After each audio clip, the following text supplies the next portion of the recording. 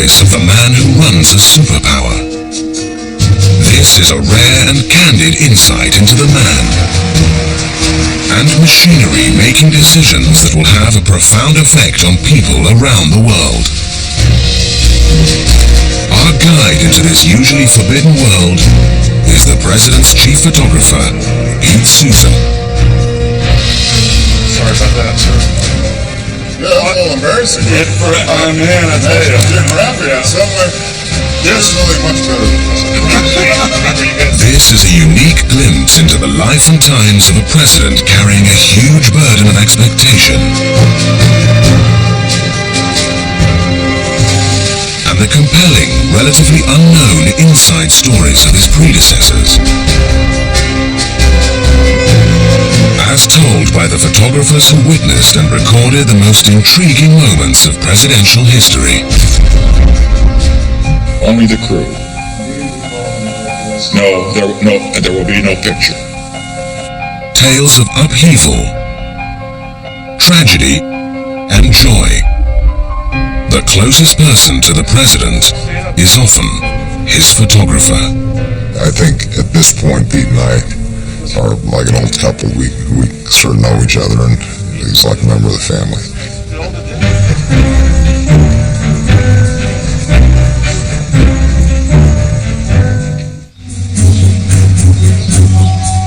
There's no such thing as a typical day for the president's photographer. Pete Souza works in the West Wing, steps away from the Oval Office. Wherever the president goes, his photographer follows, recording the commander-in-chief in both relaxed and formal mode.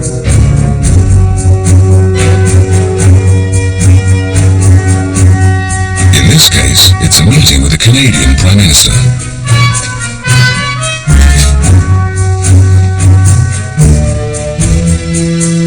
The president's photographer gets to meet the movers and shakers of the modern world, current and former leaders who have shaped history.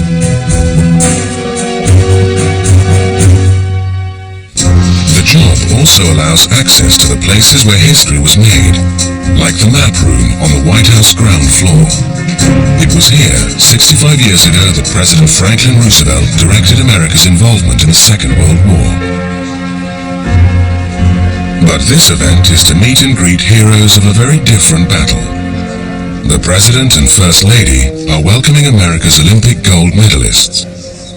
And as always, his trusted photographer is close at hand. This job is all about access and trust. And if you have both of those, hopefully you're going to make interesting, historic pictures. I think trust began when I covered him for the Chicago Tribune. I spent a lot of time with him during his freshman year in the Senate. And I think both he and Robert Gibbs learned that they could trust me and that they let me photograph in behind-the-scenes situations. Also, anything that I overheard, I didn't share that with the reporter.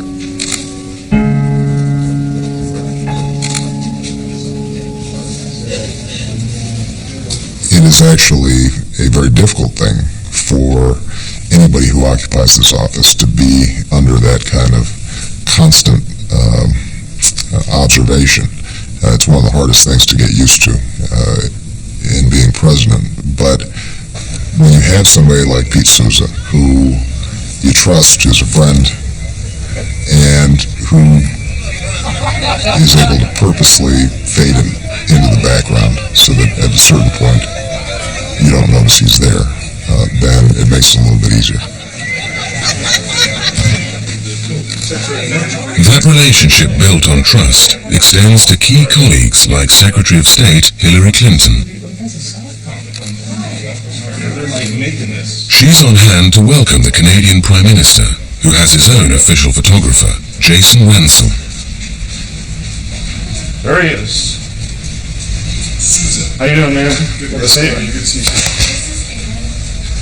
How you doing? Good to see you again. Before official business begins, the Canadian photographer is treated to a guided tour. Here we go. So this is the gallery. It's Pete Souza's photos that adorn the walls of the West Wing. This is one that I just shot where Sasha was sneaking up with him at the end of one day that I sort of like. And then if you come down, I'll come down to my office. These behind-the-scenes photos are intimate snapshots of presidential life that few outside the White House ever get to see.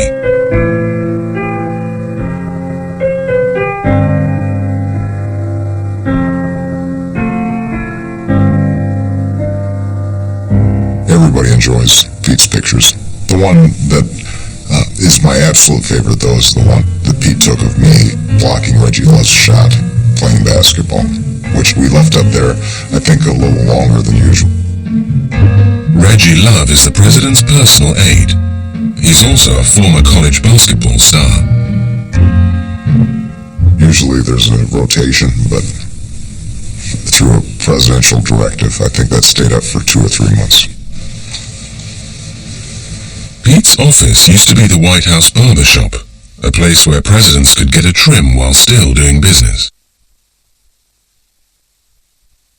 All that remains today is the mirror. I'm stand down here too long, so let's go back up.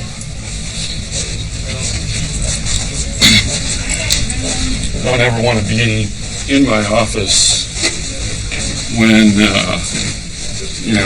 when I should be hanging outside of the Oval in case that meeting breaks up. Experience has sharpened his instincts. The president's photographer is almost always around when the action happens. There's Mr. Burton. Pete, hello. All-time basketball player. Just outside the Oval Office is a waiting area. Oh, yes, there is. It's where Pete Souza spends much of his time. Waiting is a big part of the job. This is a big part of the job, just kind of hanging out, reading.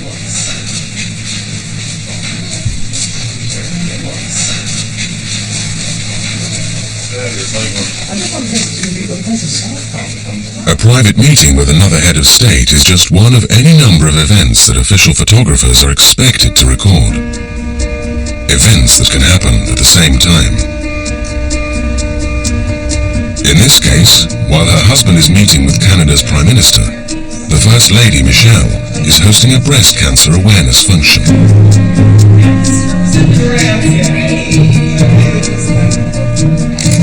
Another staff snapper, Samantha Appleton, is one of 3 photographers at the White House. Her job is to cover the First Lady.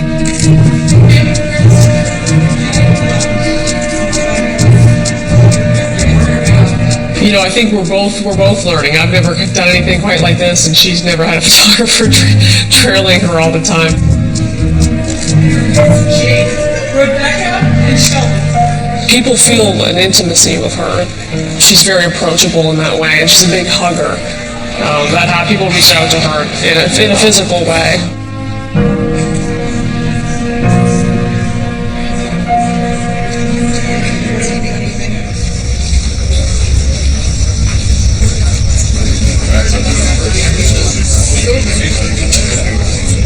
At events open to press photographers, it's up to another of Pete Souza's White House colleagues, Lawrence Jackson, to lead outsiders in.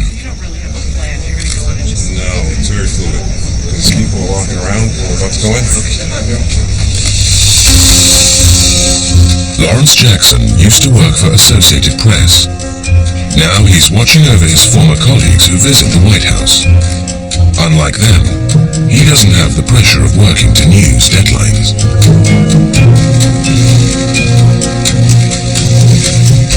It's a different beast. Here, you have time to work on assignment. You have time to get the best product out. The former AP snapper is a big fan of his boss, Pete Souza. Pete's secret is he's, I think, the most competitive guy in the room. He really wants to get the best shot. If he's working in his mode, he doesn't see anything else in the room except for what he's trying to do. Thanks, man. Pete Souza is trying to create the best possible photographic archive of the Obama presidency.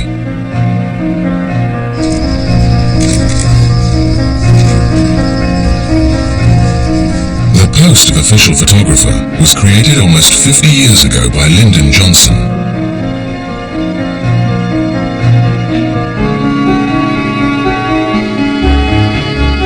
Yoichi Okamoto, or Oki, was the White House's first official photographer, setting a high standard for the job. Oki didn't work for anyone except the president.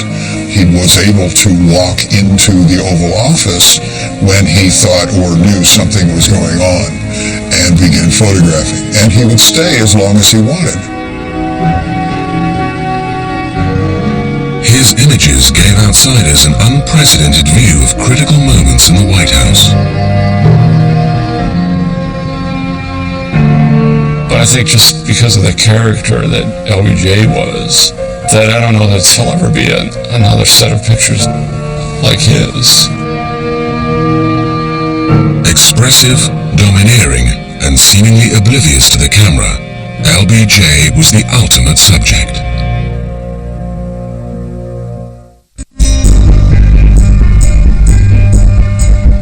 For a documentary photographer, every presidency is defined by unique stories and images.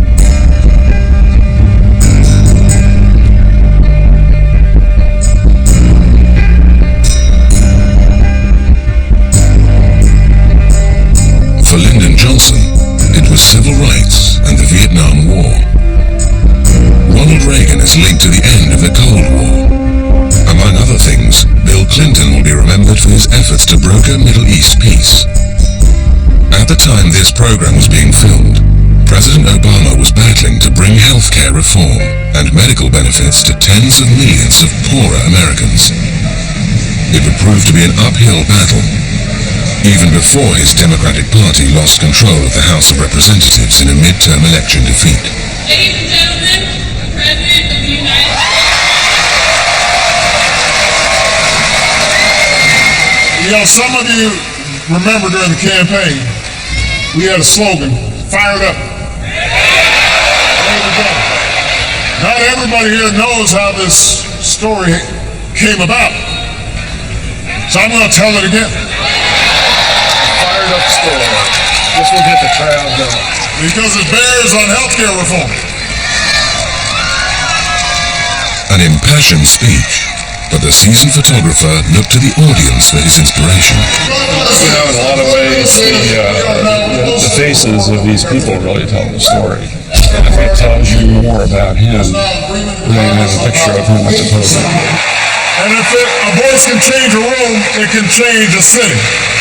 And if it can change a city, it can change a state. It can change a state, it can change a nation. If it can change a nation, it can change the world. So I want to know, are you fired up? Ready to go? Fired up? Ready to go? Fired up? Ready to go? Let's go change the world. Thank you, everybody.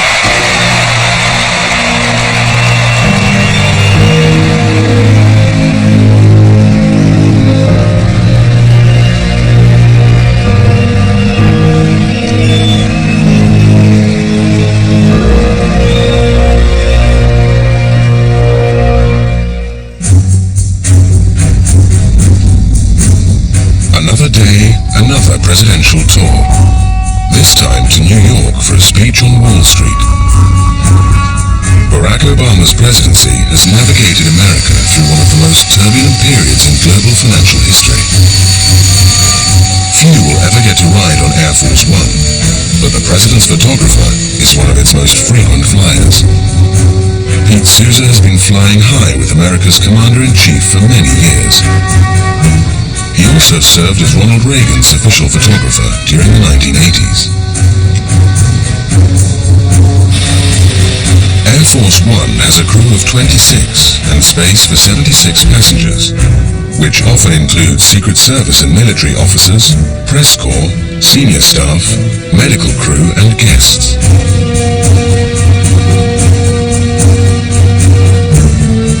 Pete always sits in the same seat, and like most staff members, is on board before the president's helicopter has even left the White House.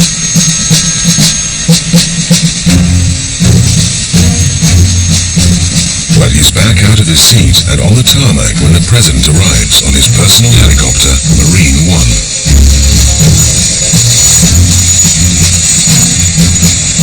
It could be just another routine trip. But even an official photographer never knows when a routine mission can turn into an historic event. Like the September day in 2001, when one of the biggest stories of all time erupted, quite literally, out of the blue. 9/11 is a good example of why there's a White House photographer around.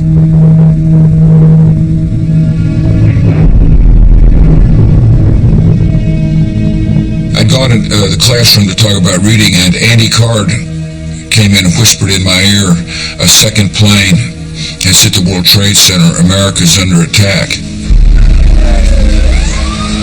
And at that moment, I knew it was going to be a very historic day. I tried to document every moment of that day. The Secret Service evacuated the president to Air Force One within the hour. There are some days where I truly felt invisible, just a handful of days during my 8 years, and that was a day that I truly felt invisible. I could stand just inches from the president and make pictures, and he would look right through me. It was almost like I wasn't even there. Those first few moments on the plane were very intense because it was all about the physical safety of the president.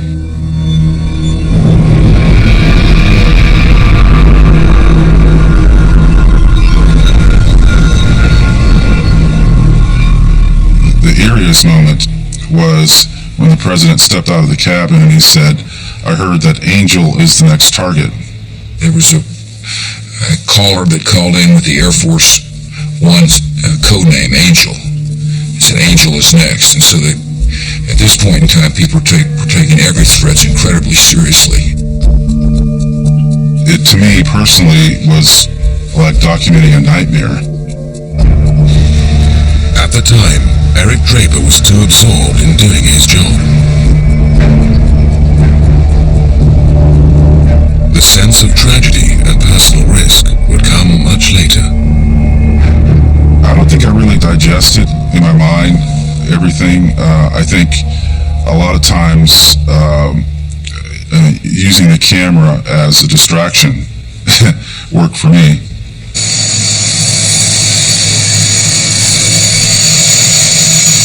Years later, a different president and a different photographer continue their business in a world that's been changed forever by the events of 9/11.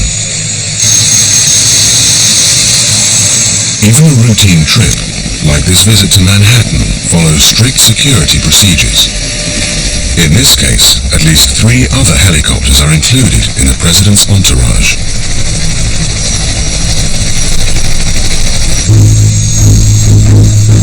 Once on the ground, the president rides in a state-of-the-art limousine known as the Beast.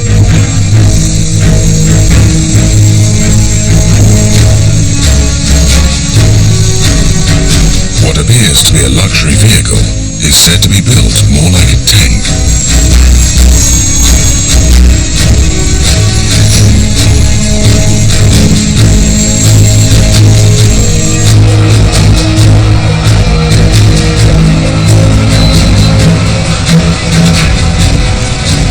Even the shortest visits take weeks of planning and involve hundreds of police officers and Secret Service agents.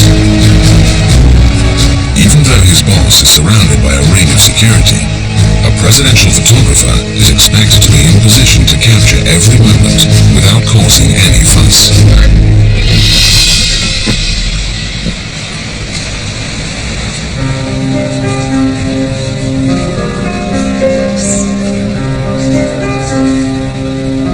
Part of my job is, in addition to doing the historical documentation, is doing the handshake photos. So, for instance, the president goes to New York on a trip. There's always greeters at every event that he goes to, and those pictures are really important to the people in the pictures. And so you want to make sure you get those in focus, well exposed, and that memento for them is a big deal.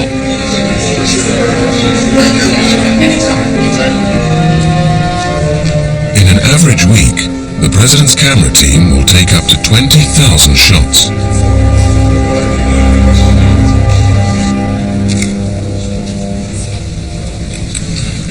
Ladies and gentlemen, the President of the United States.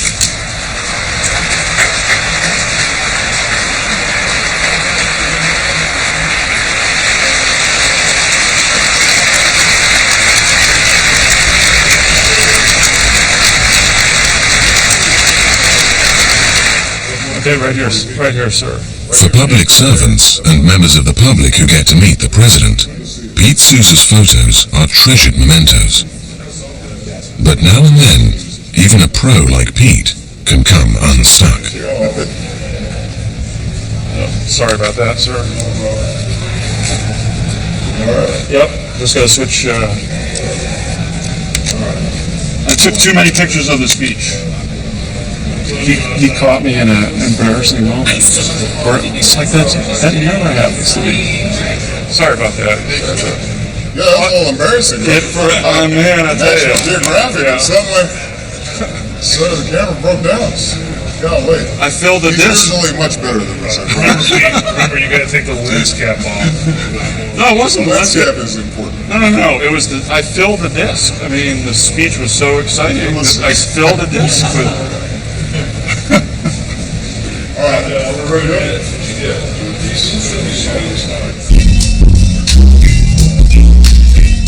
Even when things go wrong, it seems there's room for light-hearted banter rather than recriminations.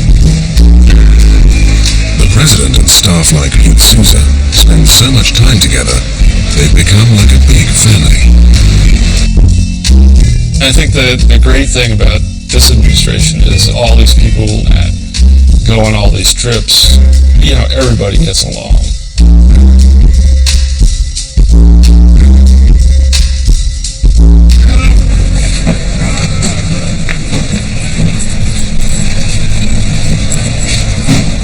But despite all their familiarity, there will be no room for mistakes on this shoot. The president has moved on for a lunch with Democrat legend Bill Clinton.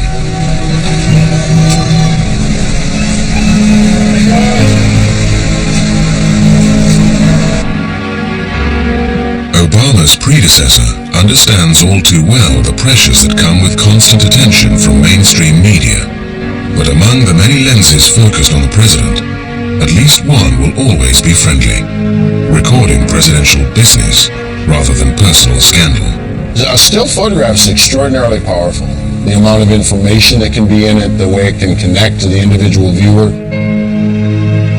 My approach to the whole thing was to not intrude on the history, to capture it in a way that people could have a sense, and not to feel that it was being manipulated. It wasn't posed.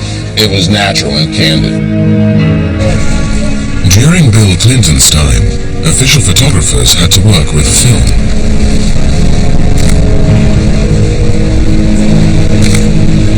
But in this digital age, up to 80,000 images are captured each month.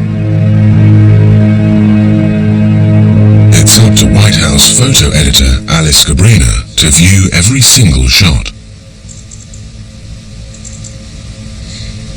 We care about creating this serious documentary archive. We have the opportunity to create, if we want to, the best archive of any president that's ever existed. The images deemed best for public release are set aside. Some uploaded onto the web. But every shot is part of a national archive protected by law. None are supposed to be deleted. The archive is a treasure trove of presidential history.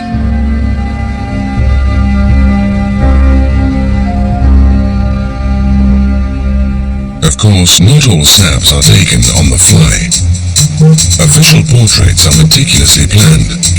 The biggest portrait job is the president's cabinet photo. It's one of the things that the cabinet loves to have.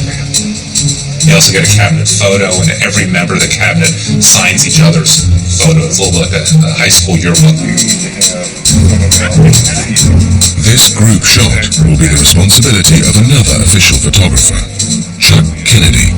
Usually, as photographers, we're stepping into an event somebody else has created, and in this case, we had to build it from the ground up. We kind of scrambled around and got everybody from a groundskeeper, some of the household staff.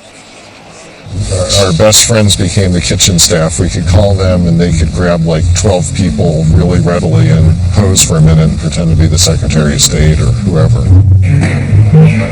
But once the kitchen stand-ins left and members of the cabinet arrived, the pressure was on.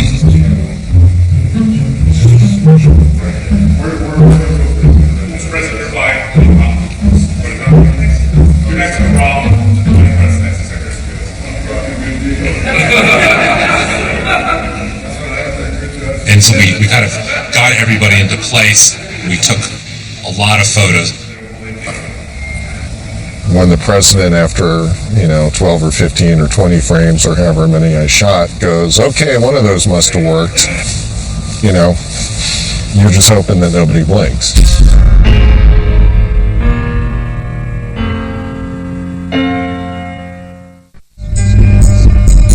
Official photographer Pete Souza is documenting what could be a key achievement of Barack Obama's presidency. A controversial bid to reform the healthcare system, which could give tens of millions of Americans access to medical care.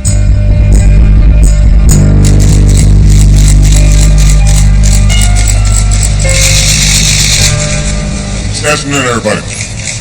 I just came from the Hill where I talked to the members of Congress there, and I reminded them that opportunities like this come around maybe once in a generation.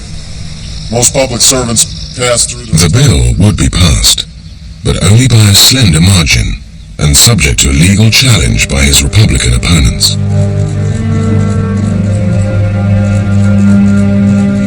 Amid such pressure and political drama, the president and his photographer are still expected to carry on smiling through the many social events. In this case, it's an evening party for Hispanic Democrats in Congress, a group dedicated to addressing the needs of America's Hispanic community.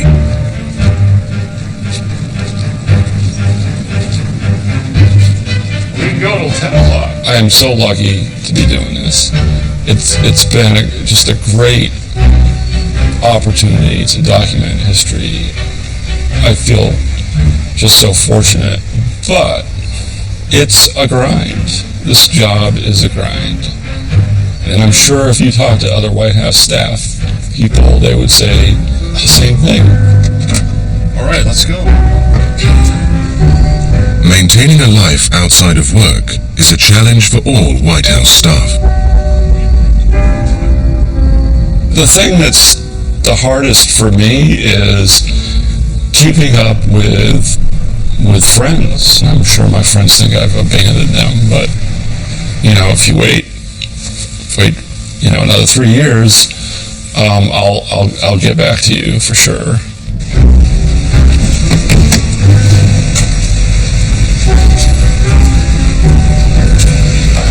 Following the president's photographer also shows the less glamorous side to America's top job. Security measures mean that Barack and Michelle Obama often have to enter and exit using the tradesman's entrance. But these back rooms are often the setting for the most memorable photos of his boss. Yeah. She was so These shots taken in the White House goods lift on Inauguration Night reflect his close relationship with the President and First Lady.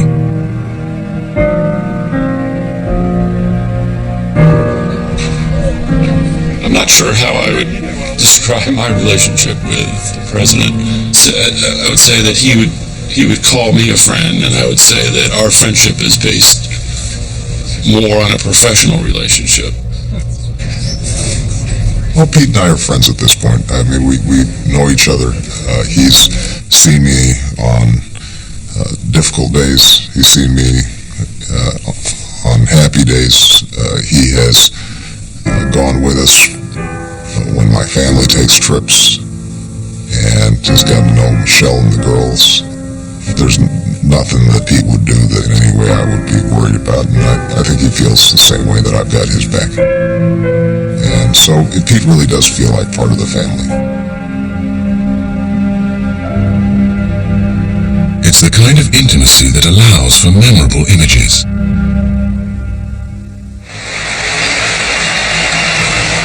After the Hispanic Democrat speech, the President and Pete Souza have been on the go for more than 13 hours.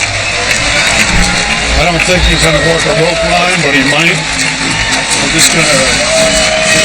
He's going to do it. I don't know how he does it. I mean, I have it fairly easy because, okay, all I have to do is follow him and take pictures, and he has to be alert and coherent and articulate and engaged all the time.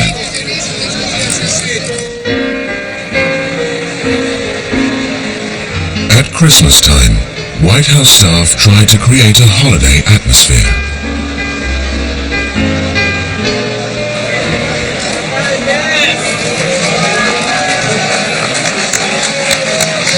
But this festive season meant more hard work for Barack Obama.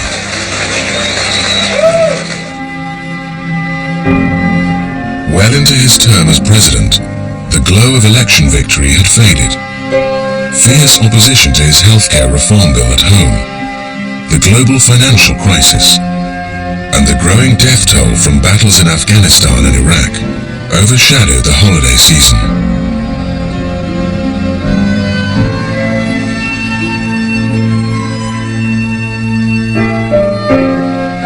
The president and his photographer came face to face with the human cost of America's wars at Dover Air Force Base. At one point, the president, only with his military aide and myself, walked on the plane where the caskets were. And I'm going to start getting teary-eyed because that was, something that I had never documented and certainly something that he had never done before. And I could tell that it really affected him in a very emotional way.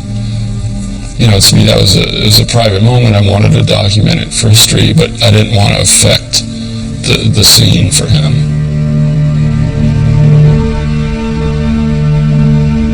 Barack Obama would be dealt another blow on the home front that would put his mission to reform America's healthcare system in peril.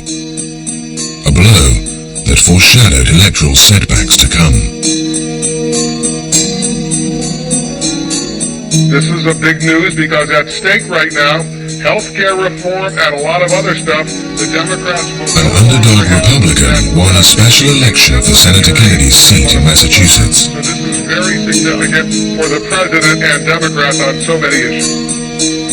The Democrats' majority in the Senate had shrunk, putting Barack Obama's entire legislative agenda at risk.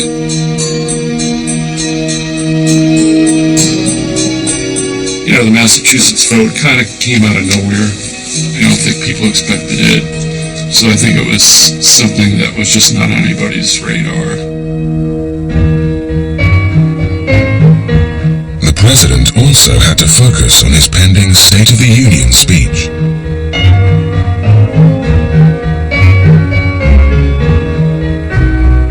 This key address to the nation would cover the economy, America's wars abroad, and a final, critical appeal for his healthcare reform bill. As usual, Pete Souza was there to capture the atmosphere as Barack Obama prepared for one of the most important speeches of his presidency.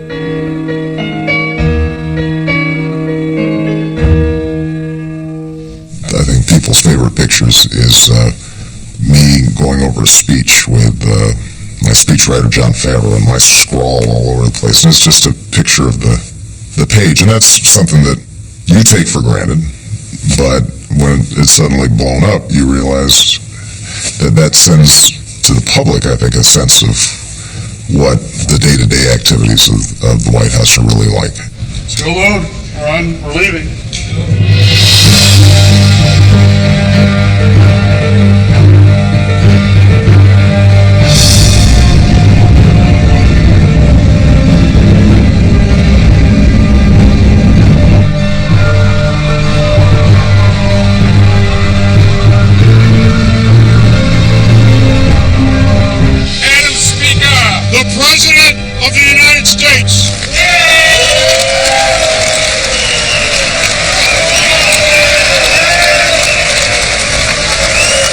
Here's what I ask Congress, though.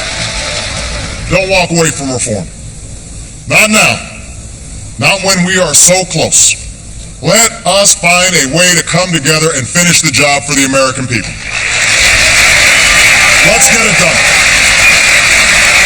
Let's get it done.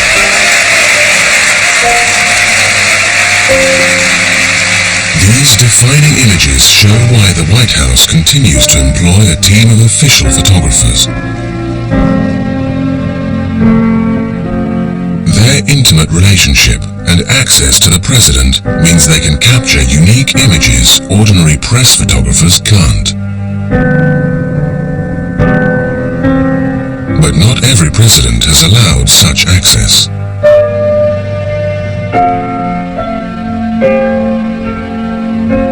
President Nixon severely restricted his chief photographer, Ollie Atkins.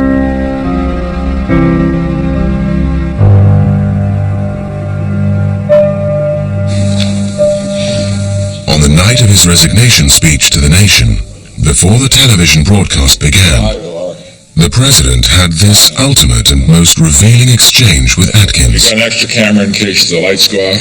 Ollie? No.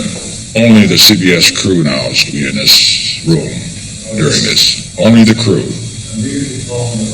No, there will be no picture. No, after the broadcast. You've taken your picture. Did you take one just now? That's it. The following day, David Hume Kennelly, who would become President Ford's photographer, captured the moments just after Nixon resigned. One of the most profound moments I think I've ever photographed was the first frame where he looked up at the White House. Well, I can't imagine what was going through his mind at that moment. Therefore, I shall resign the presidency effective at noon tomorrow. Vice President Ford will be sworn in as president at that hour in this office.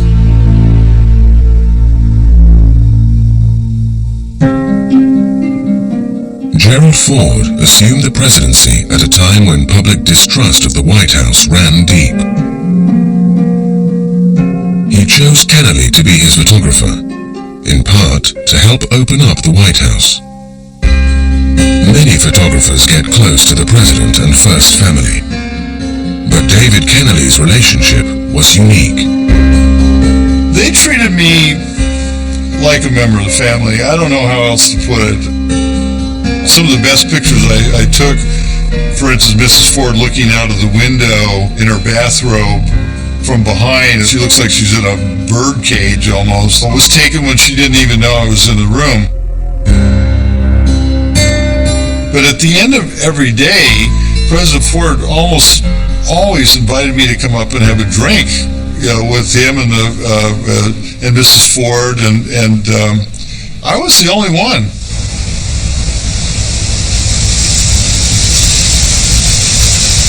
Decades on, the latest administration displays the official photographer's work on the walls of the West Wing. Every couple of weeks, Pete Souza and his team bring in new pictures to keep up with the evolving story of the current administration. Oh, the joint session! Why isn't this up here in the legislative? It's great.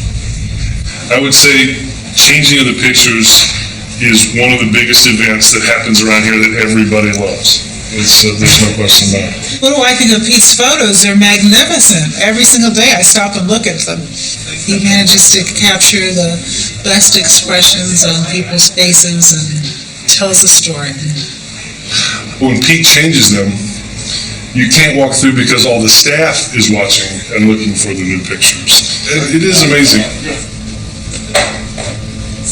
It's nice for the staff that don't get to spend a lot of FaceTime with the president to sort of see what he does.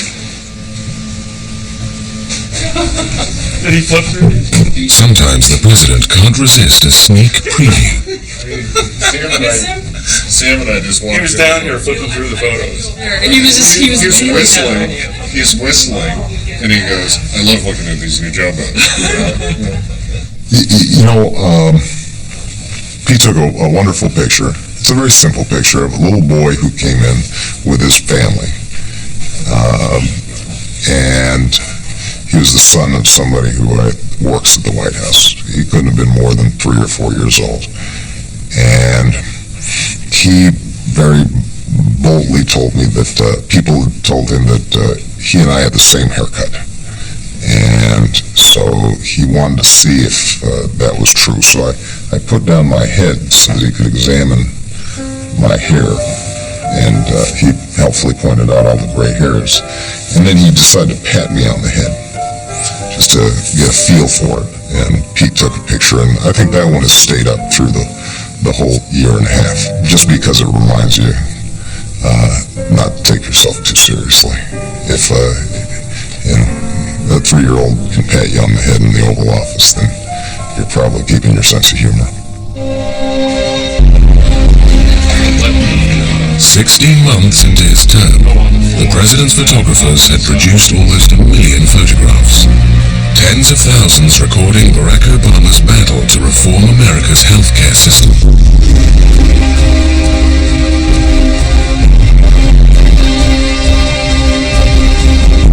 They show the battle to build a consensus and the countless town hall meetings and conversations with congressmen and senators.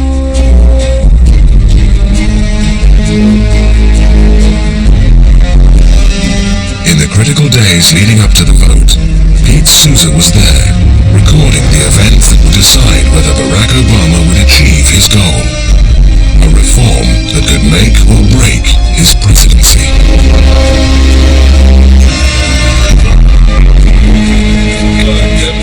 I took this job for those last 3 days. You really felt that you were documenting history.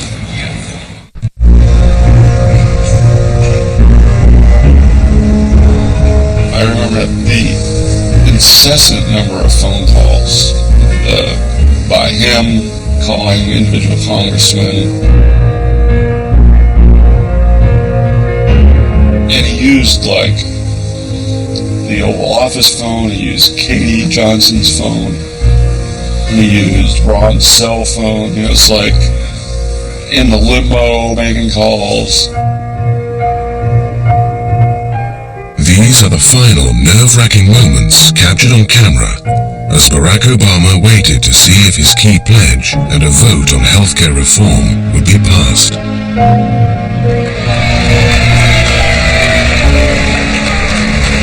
But then when they started roll call for the vote, he wanted to be with the staff. And everybody had gathered in the Roosevelt room. The final tally for the healthcare reform vote came late at night. On this vote, the yeas are 220, the nays are 211. The bill is passed.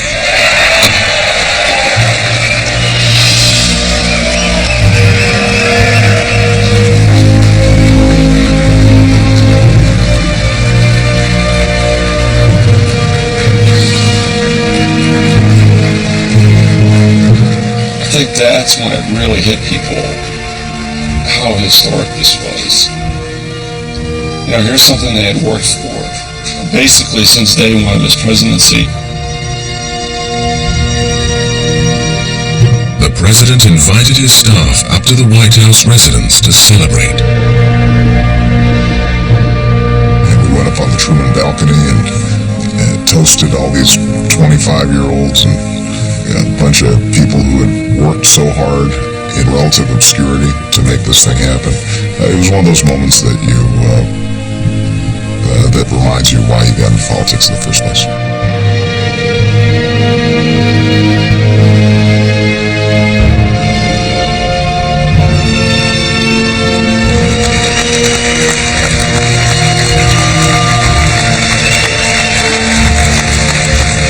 The healthcare vote was probably the most gratifying moment that I've had in public life, more than my election as president, because you run and hopefully win elected office, not just for the sake of being something, but for the sake of doing something.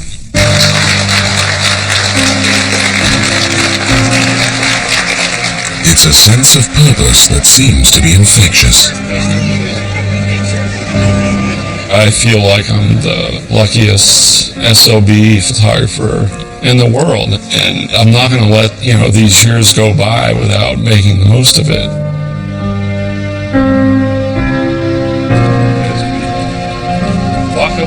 People always ask me, what's your favorite picture? And I always say it's the one that I'll make tomorrow.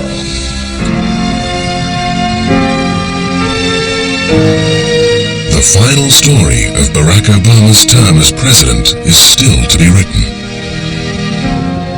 But his official photographers, led by Pete Souza, will be there to capture the inside drama. The triumph, tragedy, and everyday life that's usually hidden behind the walls of the White House.